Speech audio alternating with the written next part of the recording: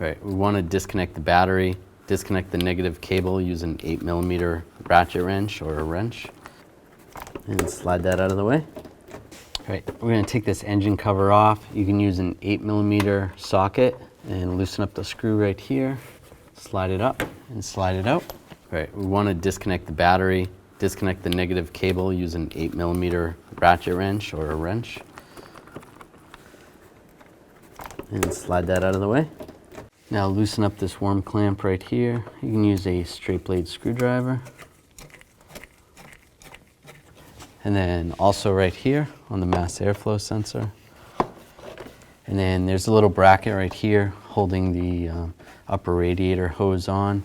This one's broken, but just get in here with your screwdriver or a pry tool and just pry that off. And just grab the intake snorkel and just rock it back and forth.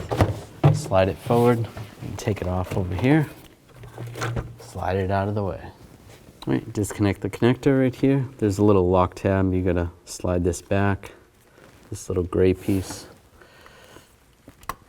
just to there, or you can take it off completely and then push down on this tab, slide the connector off. Now there's 3 nuts that hold the throttle body on. Just use a 10mm socket, take those nuts off.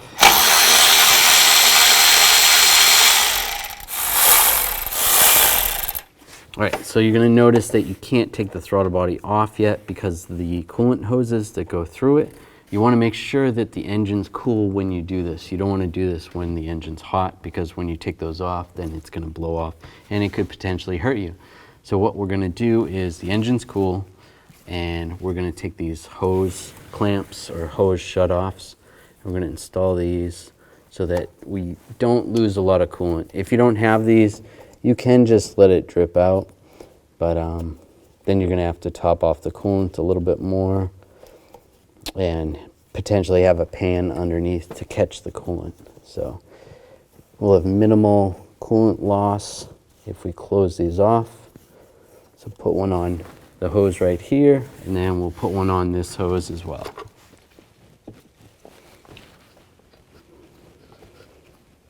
All right, now we can pop these coolant hoses off. Just use some coolant pliers, or you can use regular pliers as well. Just move this over. And then take the line off.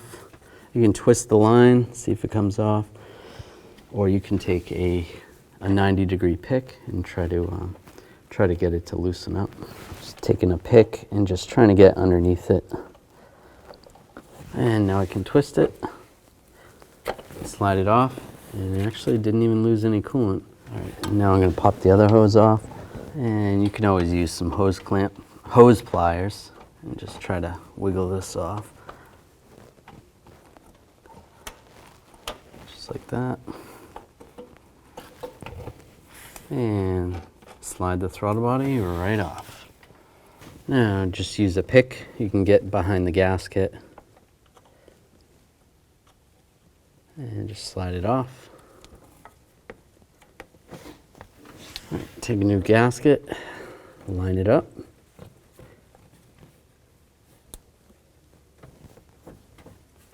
And that's good.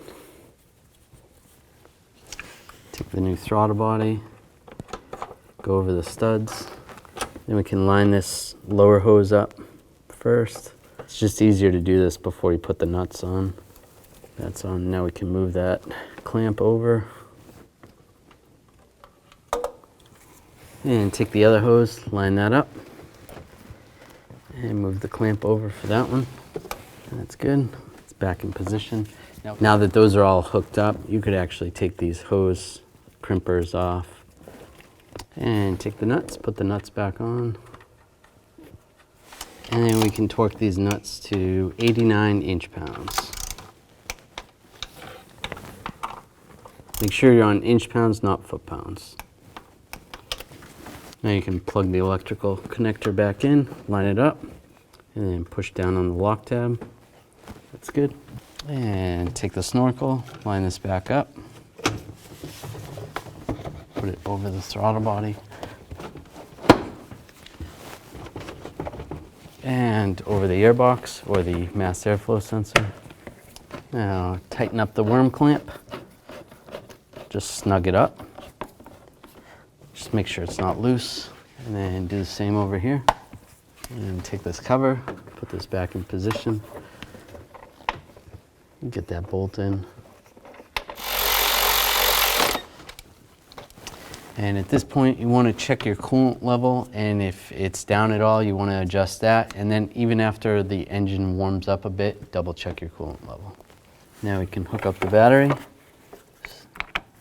line it up, get it started, and snug it up.